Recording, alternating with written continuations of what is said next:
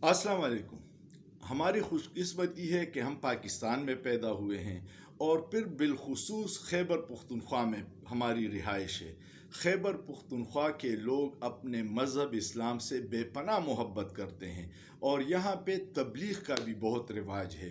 मैं ज़ाती तौर पर से रोज़े तो बहुत लगाए हैं, मैं गया हूँ। लेकिन एक बार 2006 में हम चिले पे गए थे। चिला तबलीग का एक तरतीब है जिसको 40 रोज़ कहते हैं। उसमें हमारे जो सफ़र था वो खवास की जुमात थी, 10 लोगों की, और उसमें मेरी अपनी गाड़ी थी और अमीर साहब की गाड़ी थी। पंजाब के मुख्तलिफ़ इलाक़ों में, जहलम में, सरगोदा में, और सरगोदा के दो छोटे गांव हैं अजनाला और चौकेरा, वहाँ हमारी तश्कील हो गई थी। मैं आपको एक वाक़या सुनाता हूँ अपना ज़ाती, आपको शायद पसंद आए। सरगोदा में पहले, अब तो बहुत बड़ा तबलीगी मरकज़ बन गया है, पहले बाज़ार के अंदर पठानों वाली गली है, वहाँ पे एक मस्जिद था, उसको तबलीगी मरकज़ की हैसियत हासिल थी और वो बहुत शानदार बनाया हुआ था। उसमें जो तश्कील पाने वाली जुमातें आती थी उनके लिए रिहाइश का बेहतरीन इंतज़ाम था और हर चीज़ मुकम्मल थी। वहाँ पे हमारी जब कोई 7-8 दिन हो गए, 7-8 दिन तो हमारे अमीर साहब मेरे साथ कुछ रियायत कर रहे थे, लेकिन एक शाम को अचानक कहा कि अनीस साहब कल आपने बयान करना है फजर की नमाज के बाद।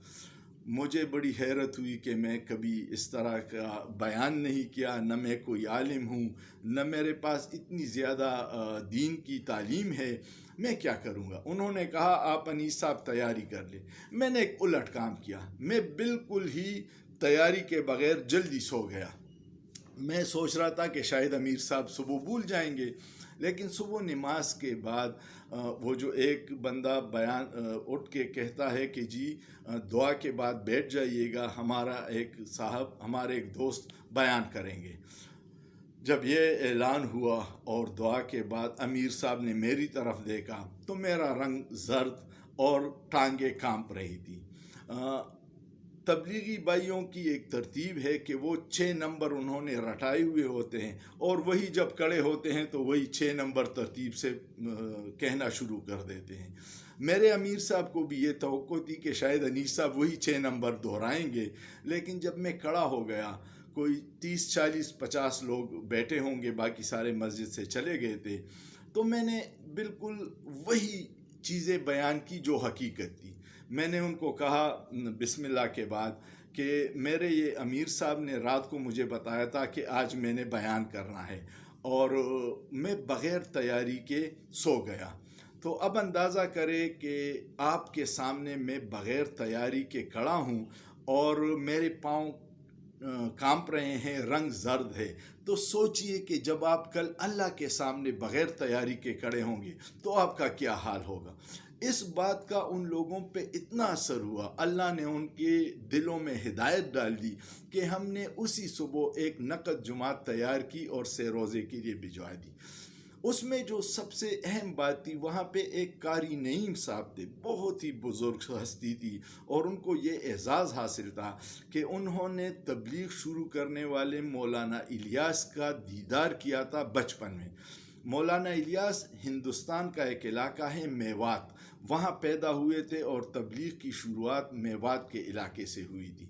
तो वो मैं अक्सर उनको अपनी गाड़ी में लेके जाता था मस्जिद और उन इलाक़ों में, तो वो मुझे मुख्तलिफ़ वाक़यात बताते थे। मेरे जहन में एक सवाल था बड़ा अजीब।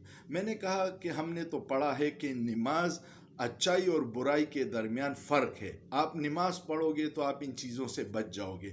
जबकि आजकल हम नमाज भी पढ़ते हैं, मिलावट भी करते हैं, धोखा दही भी करते हैं, झूठ भी बोलते हैं, सूद भी करते हैं।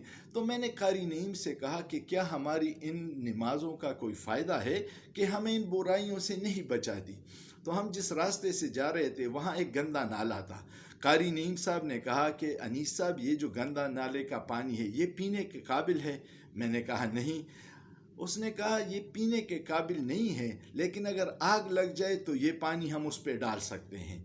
उनने कहा कि अगर इन नमाज़ों का हमें इनाम नहीं मिलेगा, लेकिन कम अज़ कम दोज़ख की आग से हमें बचा सकती है। یہ بہت بڑی بات تھی جو میرے ذہن میں تھی اور وہ کلیئر ہو گئی۔